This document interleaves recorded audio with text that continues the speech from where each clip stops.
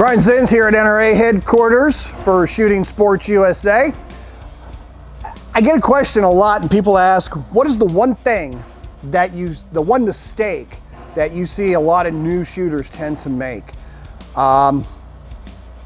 There's a lot, but there's one that really sticks out. And it's a mistake that is understandable for a new shooter because they don't understand a lot of the mechanics of the gun or the fundamentals or the mechanics of grip in the gun. But that one thing is, even if they hold the gun and the grip's not too bad, the one problem we tend to see a lot is the grip pressure, okay, as they're manipulating the trigger. So you'll see them hold the gun out there and it's nice and steady, but when they pull the trigger, both hands, they're actually trying to pull that trigger with both hands, okay?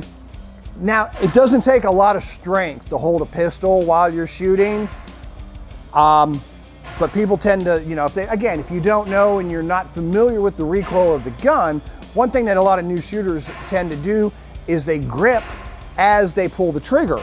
So, they know the gun's gonna recoil and it's gonna do this in their hand. So as they squeeze the trigger, you'll see both hands start tightening up.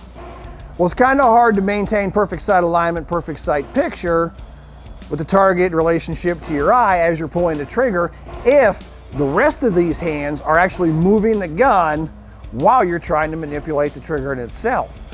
So, tip for new shooters, again, we go back to anything I ever talk about in precision pistol or even two-handed shooting, it's consistency.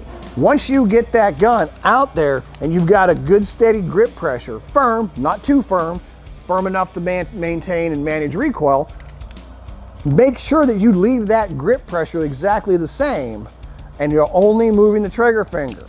Only this one gets to move, not all of them. We don't need our whole hand and every finger to pull that trigger, just the trigger finger itself.